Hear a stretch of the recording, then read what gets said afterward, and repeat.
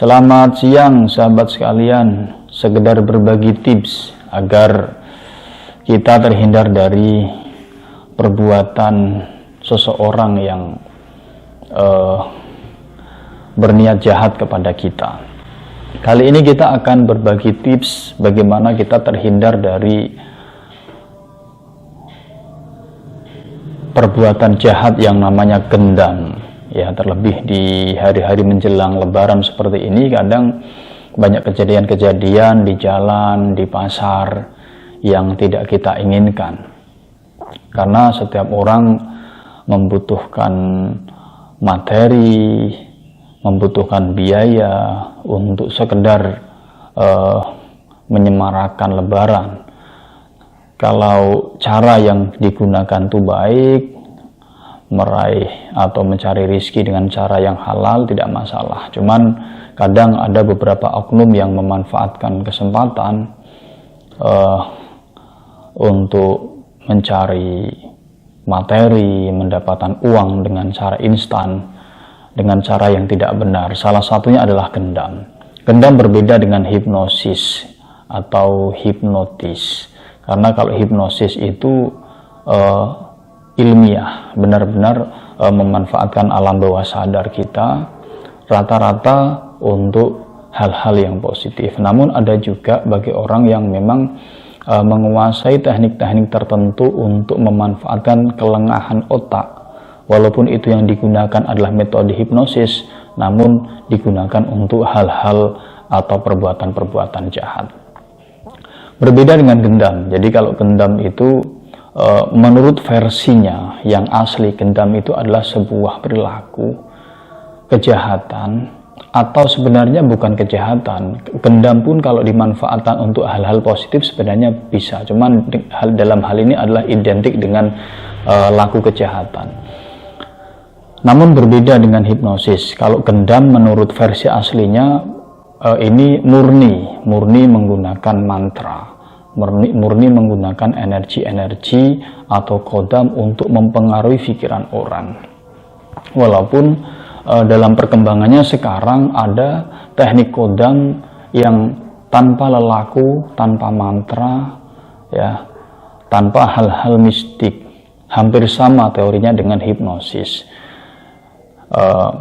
Kalau saya menyebut ini dengan istilah pemanfaatan kelengahan otak atau daya pikir manusia. Biasanya manusia itu akan lengah ketika dia dalam kondisi panik, ketika dia dalam kondisi membutuhkan pertolongan, ketika dia dalam kondisi iba atau merasa belas kasihan, kemudian ketika dia merasa bingung, ya, galau, gundah, sakit hati, kecewa, depresi, dan lain sebagainya, sehingga pikiran sadar atau pikiran sehatnya kalah dengan pengaruh kepandaian orang bicara yang memutarbalikkan otak dari target yang ia tuju sebagai korban. Baik, untuk mengatasi gendam, ada beberapa hal.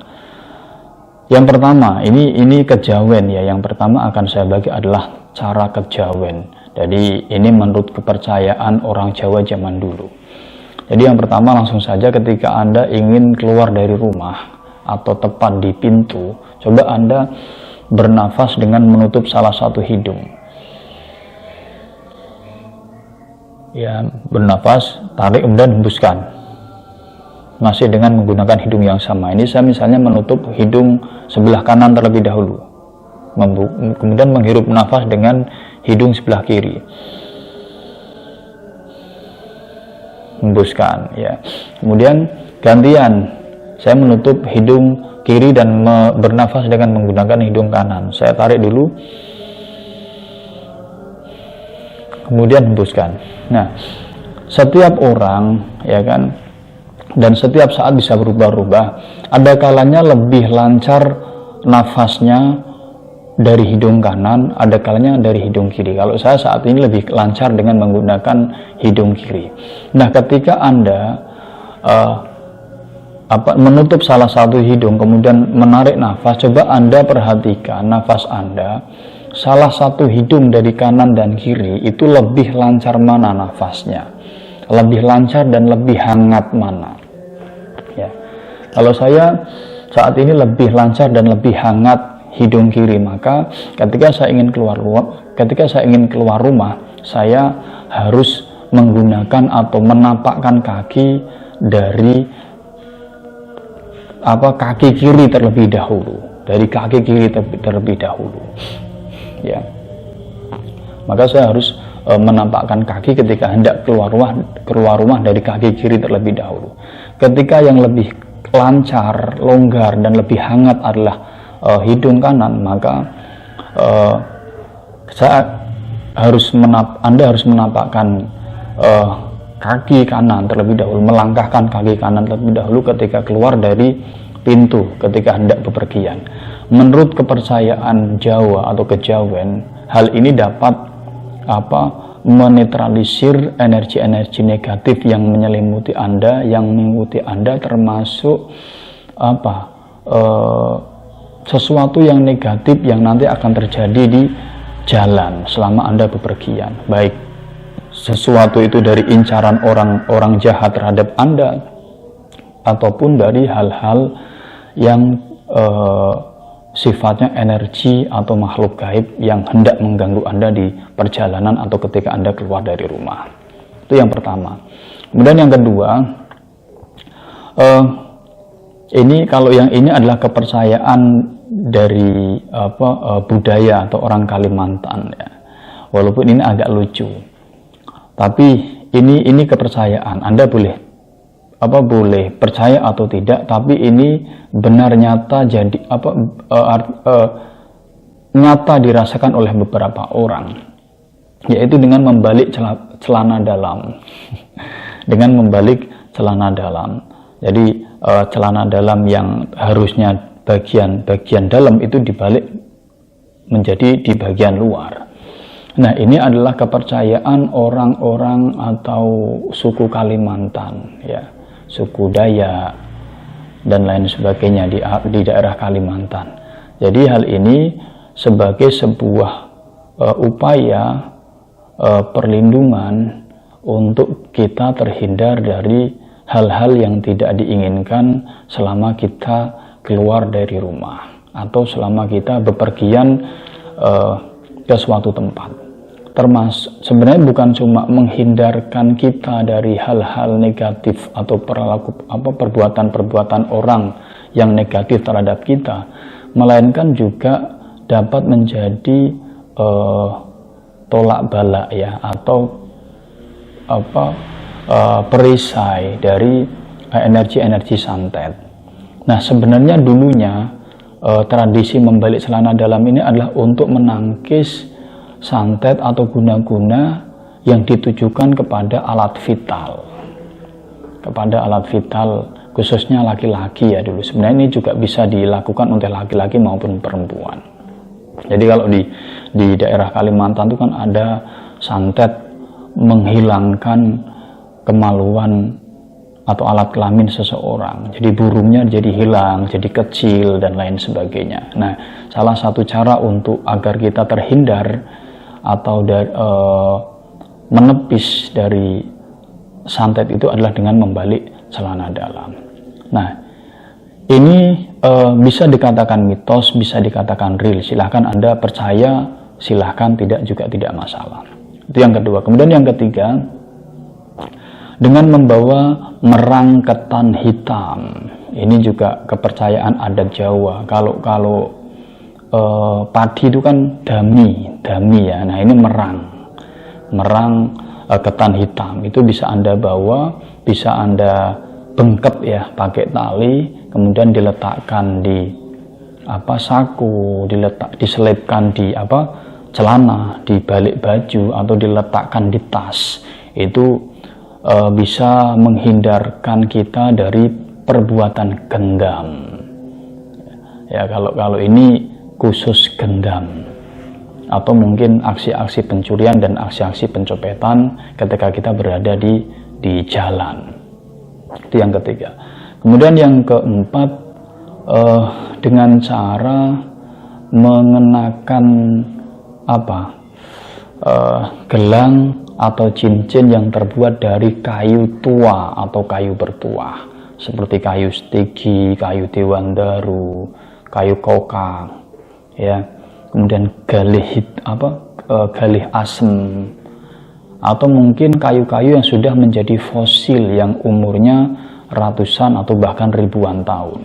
Itu dapat menghindarkan kita dari perilaku orang-orang yang tidak bertanggung jawab seperti gendam, pelet, atau guna-guna ketika kita berada di jalan.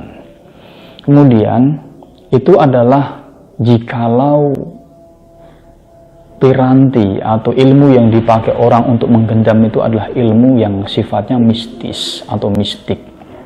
Nah, bagaimana kalau orang itu menggunakan teknik hipnosis yang dikolaborasi sedemikian rupa sehingga seolah-olah itu sifatnya seperti gendam.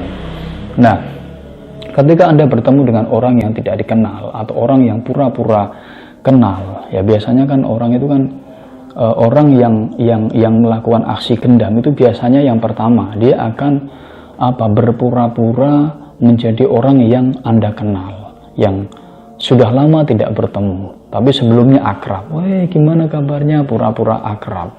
Yang kedua, dia akan mengagetkan, ya. Mungkin misalnya dengan menepuk bahu Anda dari belakang, ya kan, menyenggol Anda, ngegeras, ya kan, dan seterusnya. Yang ketiga, akan meminta tolong, ya, dengan kesan seolah-olah sedang kesusahan, sedang benar-benar membutuhkan pertolongan, sehingga akan menyentuh hati Anda untuk berbelas kasihan. Nah, dari belas kasihan itulah kemudian Anda dimanfaatkan. Ya, kemudian yang keempat adalah dengan membuat Anda bingung, ya, dengan membuat Anda bingung, dengan membuat Anda merasa risau atau ragu. Biasanya ini dimanfaatkan oleh orang-orang yang melakukan penipuan dengan menawarkan barang. Jadi Anda bingung, Anda ragu, tapi Anda dipaksa untuk seolah-olah butuh dengan barang itu dan lain sebagainya. Ya, untuk motif kita akan bahas lain waktu. Jadi ada empatnya. Yang kelima adalah ketika ada orang misalnya menepuk pundak Anda, ya kan, kemudian balaslah langsung tepuk, ya kan. Ketika ada orang menempuk pundak Anda, balaslah dengan tepuk, terlepas Anda kenal atau tidak. Kalaupun kenal, itu adalah sebagai, anggap saja sebagai sebuah refleks tentang Anda juga menyambut dia, gitu. Kemudian kalau Anda tidak kenal dan itu ditujukan untuk gendam, itu artinya Anda sudah membalikkan energi gendam atau energi hipnosis yang dimodif seperti gendam itu kepada orang itu. Jadi energinya balik, ya. Kemudian ketika ada orang membentak, tiba-tiba membentak, itu balaslah dengan bentakan. Jadi jangan tunjukkan raut takut atau bingung, ya. Nah, kemudian ketika Anda dalam kondisi bingung, tidak bisa melawan misalnya karena kegarangan dia, atau karena kebingungan Anda, atau apakah ketika misalnya dia minta tolong, antara mau menolong dan tidak, tapi Anda ragu, atau ketika dia ngegeras, antara mau melawan atau tidak, tapi Anda ragu, atau ketika dia menawarkan barang, antara mau beli atau tidak, Anda ragu. Nah, coba ketika Anda merasa seperti itu, tapi Anda tidak bisa membalas dengan kata-kata, dengan perbuatan untuk membalikkan energi yang sudah dikirim ke Anda, maka coba lihatlah sekeliling Anda, apakah ada sebuah batang kayu. Ya, kalau Anda melihat ada batang kayu di sekeliling Anda, ya kan, apa aja, kayu apa saja, atau bahkan bolpen misalnya, Anda mengantongi bolpen, silahkan Anda ambil bolpen itu yang Anda bawa, atau Anda ambil kayu yang ada di sekitar Anda. Ya, misalnya ada batang kayu yang misalnya yang ukurannya segini misalnya, ya, di samping Anda. batang kayu apapun itu, silakan ambil kemudian dihadapkan antara Anda dan orang itu, kemudian patahkan di depan dia, tak, gitu ya. Patahkan dengan tegas, tak. Itu Anda secara otomatis adalah mematahkan semua energi yang ia kirim untuk mempengaruhi semua pikiran Anda, dan secara otomatis semua energi Anda akan netral dan segeralah Anda untuk meninggalkan orang itu, gitu ya. Nah, kadang orang itu kan ketika sudah terkena gendam, orang itu pasti berawal dari bingung dulu, ragu. Nah, ambil kayu, kemudian kayu itu dipatahkan seperti tak, gitu ya. Jadi ketika kayu itu dipatahkan, maka secara otomatis semua energi yang ia kirim kepada Anda akan netral kembali, akan hilang kembali. Itu ya. Jadi ada 5 plus 1 dengan menggunakan kayu, itu ya. Itu kalau kayu itu memang yang tiba-tiba Anda cari secara spontan. Itu sahabat sekalian, sebenarnya saya mau ngomong banyak tentang gendam, tapi saya kira cukup. Terima kasih, semoga bermanfaat. Selamat siang.